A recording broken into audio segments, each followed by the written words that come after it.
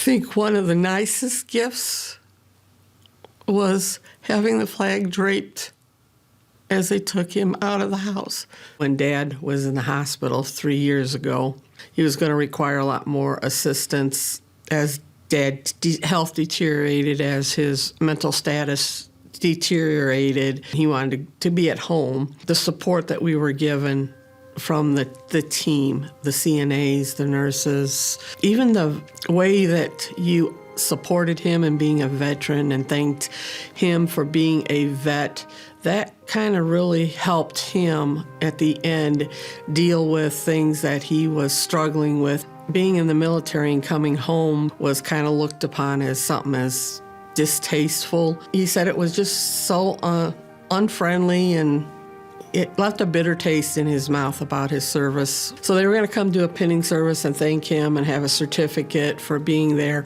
And he didn't want it, but they did it anyway, and he went with it.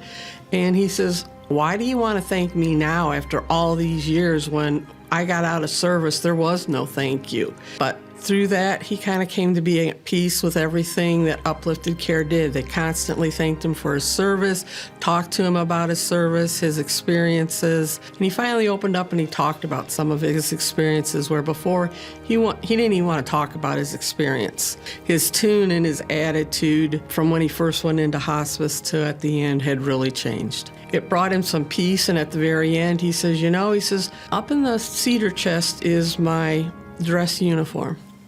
He says, "I would like to have that donated and put on display somewhere." So now, it was a total change. He was very proud of his service. I didn't even know he had his dress uniform in the cedar chest. So, learning some of those things, being with him and hearing those stories was truly a blessing. I think one of the nicest gifts was having the flag draped as they took him out of the house. So, it was there right at the end too.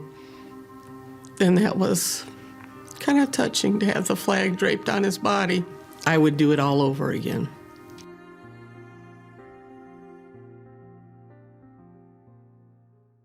The overall goal of the We Honor Veterans program is to create a veteran-centric culture within our organization and also provide education for our staff on how to best care for veteran patients at the end of life. Hearing Debbie tell that story of how her dad really had a pretty negative experience and never really wanted to talk about the military until we provided that pinning really shows how impactful those small acts of, honoring those veterans for their service, how impactful those truly are and what they're able to provide for the patients and families. Debbie shared in her father Ralph's case, he was a Korean War veteran, and we've really learned that was the forgotten war. There was no big celebration when they came home, and their service was kind of forgotten. Understanding that and knowing that impacts their quality of life and the peace that they have at the end of life,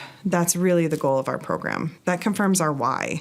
And it's really heartwarming to be able to see it play out, and it's such an honor for us to be a part of that and to be able to provide that for the family.